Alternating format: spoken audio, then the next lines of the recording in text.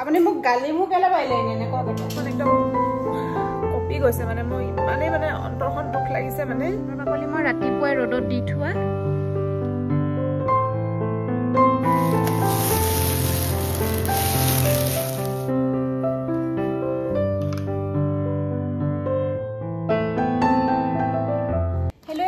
আশা কৰিছো সকলো বহুত বেছি ভালে আছে আজি এই নতুন কেৰাহীখনত মাংস বনাম বুলি ভাবিছো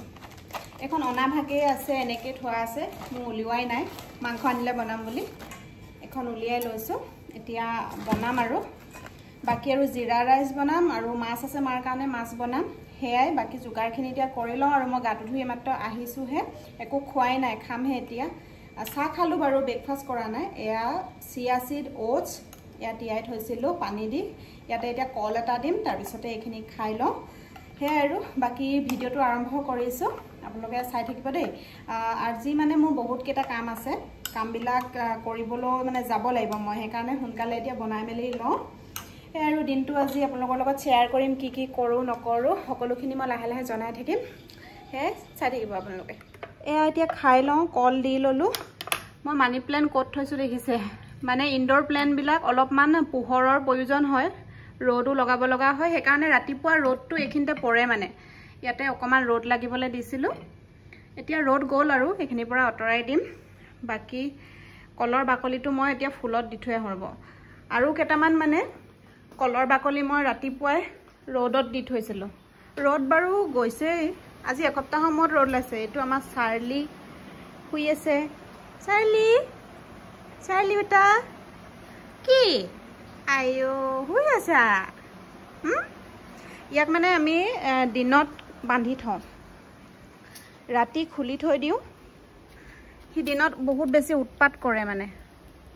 আৰু মায়ে বেছি ভয় কৰে তাৰলে মাৰ গাত জপিয়াই উঠে যে হেতু কাৰণে মানে আমি দিনত বান্ধি থৈ দিওঁ আৰু ৰাতি তাক খুলি থৈ দিওঁ এইকিটা কলৰ বাকলি মই ৰাতিপুৱাই ৰ'দত দি থোৱা এইকিটা এতিয়া অকমান হুকালে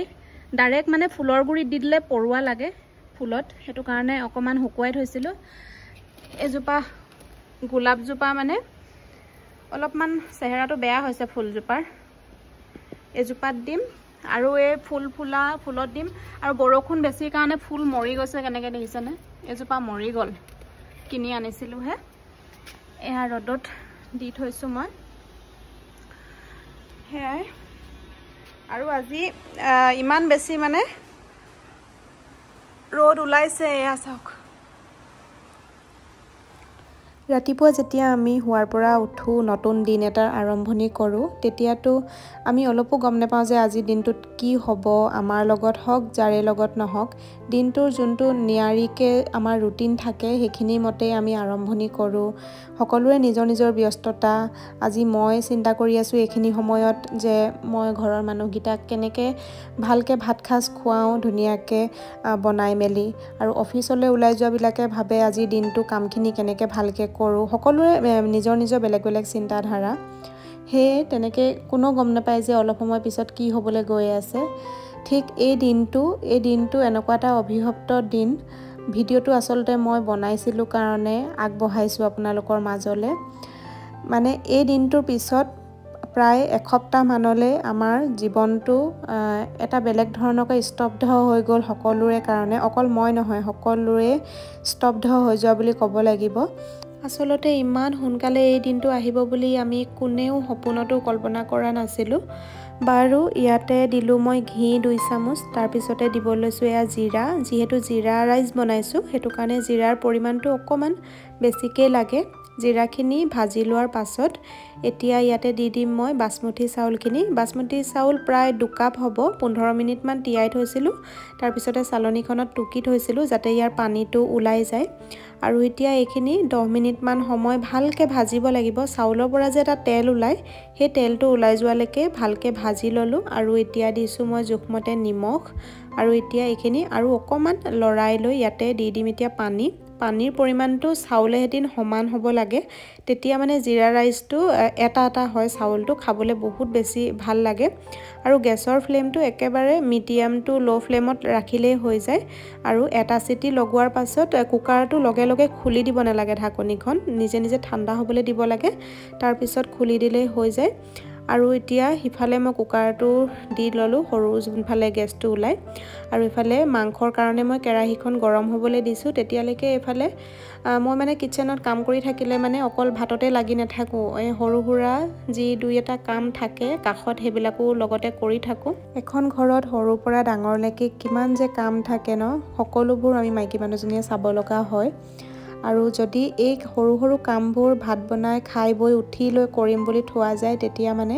ৰেষ্ট কৰা যোনখিনি সময় উলিয়াও সেই সময়খিনি নাপাওঁ আৰু হেতু কাৰণে মই সব লগতে কৰি গৈ থাকো মাছৰ আঞ্জাখিনিও প্ৰায় নমাব হৈছে আৰু জাতিলাও আৰু বিলাহী দি মাছৰ আঞ্জাকন বনাইছো অকনমান থুপথুপিয়া কৰি ৰাখিছো আৰু এফালে মাংস বনাবৰ কাৰণে মই দিলো মিঠাতেল তাতে তেজপাত আৰু জিৰা দিছো পিয়াজ প্ৰায় 5-6টা মান ডাঙৰ সাইজৰ কাটি দিছো মাংসত পিয়াজ অলপমান সৰহকৈ দিলে খাবলৈ বেছি ভাল লাগে আৰু পিয়াজখিনি অকনমান ভাজি লোৱাৰ পাছত আদা নহৰু পেষ্টখিনি এতিয়া দি অলপ সময় ভাজি লম যোনটো কেঁচা ভাব সেই ভাবটো যোৱালৈকে আৰু এয়া মছলাৰ কাৰণে মই ব্যৱহাৰ কৰিছো অকমান জিৰা পাউডাৰ ধনিয়া পাউডাৰ আৰু গৰম মছলা অকনমান চিকেন মছলা অকনমান এইখিনি মই অকমান পানীত গুলি লৈ দিছো মানে তেতিয়া মছলাটোৱে অপকাৰ নকৰে আৰু এইখিনিও অকনমান সময় ভাজি লম তাৰ পিছত ইয়াতে চিকেনখিনি দিম ইয়াৰ পৰা যোনটো তেল ওলাই পিয়াজৰ পৰা সেই তেলটো ওলোৱালৈকে মছলাখিনি দিয়াৰ পিছত ভাজি ল'ব লাগে আৰু এয়া মাংসখিনি দিয়াৰ পাছত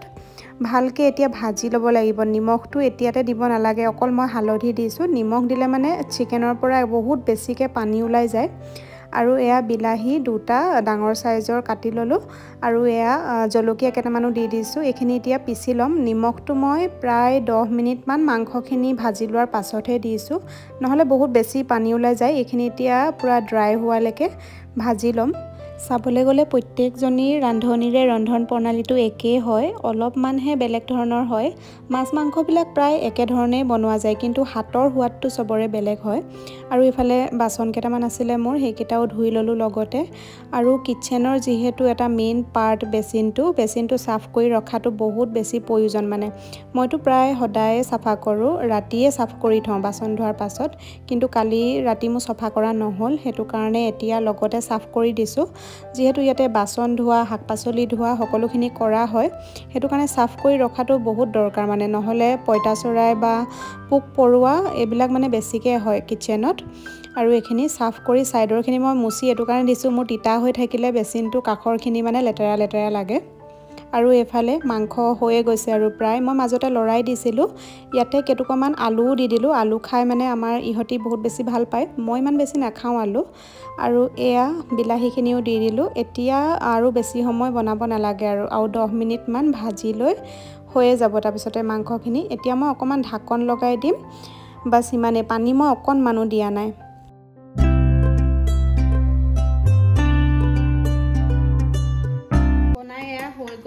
এখিনি জিৰা ৰাইস খিনি একদম ধুনিয়াকে এটা এটা হৈ আছে আৰু এয়া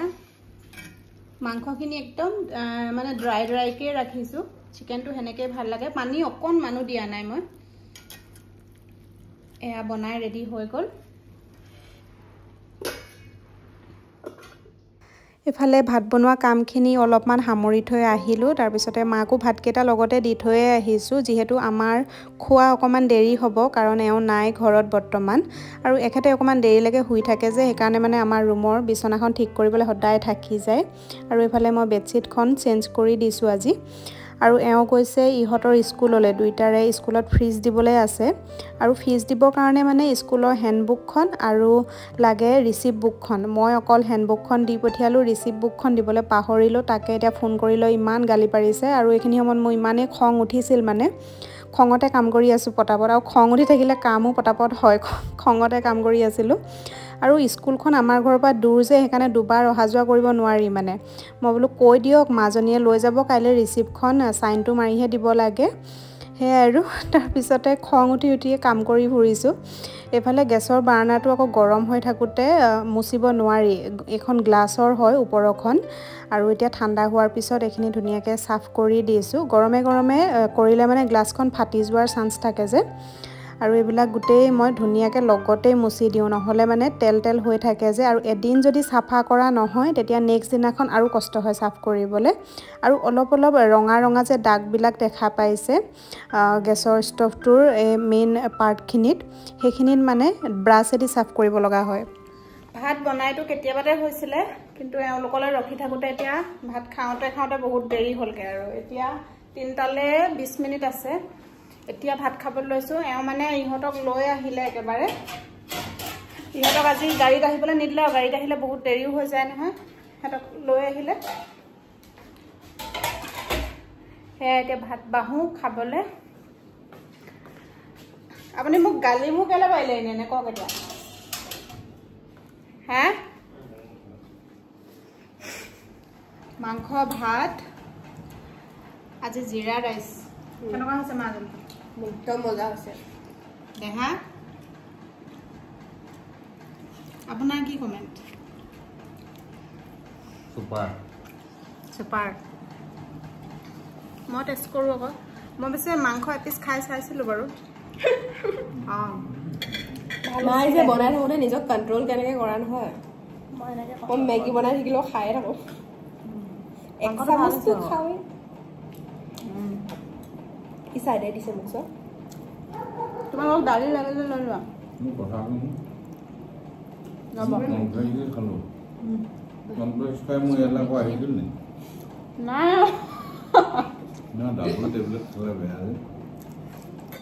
নাই অহা, আপুনি খাই লৈ গ'ল, তাৰপিছত ডাইৰেক্ট স্কুললৈ গ'ল। নাই অহা নহয়, মোৰ মনত আছে ন। এতিয়া কনফিউজনত পৰিলে, প্ৰেছাৰৰ টেবলেট 2বাৰ খালে। দিগদাৰ হ'ব নেকি কিবা? সদায় কাম এটা কৰিবচোন, টেবলেটটো এফালে উলিয়াই থ'ব।